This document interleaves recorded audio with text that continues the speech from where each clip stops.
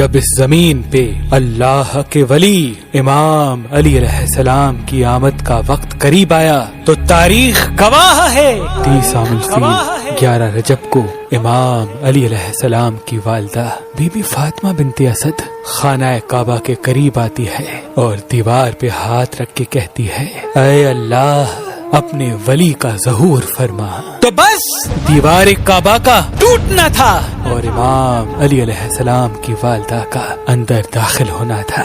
یہ منظر حضرت عباس ابن عبد المطلب دور سے دیکھ رہے تھے. جیسے ہی آپ نے دیکھا تو لوگوں کو چیخ چیخ کے کہنے لگے کہ ابو طالب کی زوجہ خانہ کعبہ کے اندر چلی گئی. آؤ کعبے کا دروازہ کھول کے ان کو باہر نکالتے ہیں. یہ بات مکے سے پورے عرب میں پھیلنے لگی. لوگ دور دور سے آنے لگے کہ ابو طالب کی زوجہ جس کے پیٹ میں بچہ تھا خانہ کعبہ کے اندر، وہ بھی دیوار سے. لوگ خانہ کعبہ کے دروازے کو کھولنے کی کوشش کر رہے ہیں لیکن کسی سے بھی اللہ کے گھر کا دروازہ کھلتا نہیں ہے. اس وقت پوری دنیا میں 2 لوگ مطمئن تھے، ایک حضرت ابو طالب اور دوسرے اللہ کے رسول حضرت محمد مصطفیٰ صلی اللہ علیہ وآلہ وسلم. تاریخ نے لکھا عرب کی سرزمین پہ اس سے پہلے اتنا ہجوم ایک جگہ اکٹھا نہیں ہوا تھا.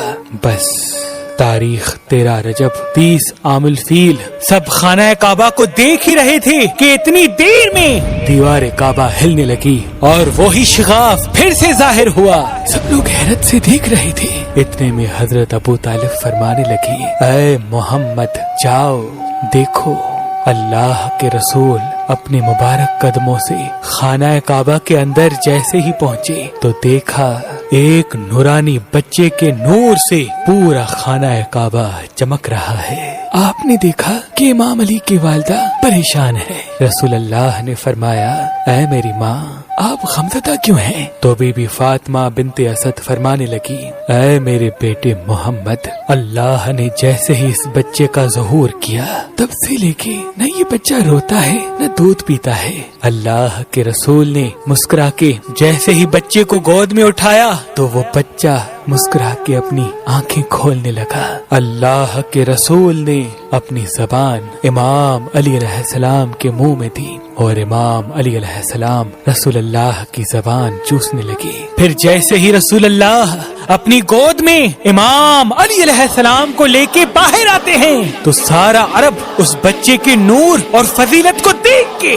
جھومنا شروع ہو جاتا ہے اور لوگ پوچھنے لگتے ہیں اور آپس میں کہنے لگتے ہیں کہ اس کا نام کیا رکھیں. اتنے میں اللہ کے رسول فرماتے ہیں اے لوگو، اس طرح سے آج سے پہلے کسی بچے کی ولادت نہیں ہوئی.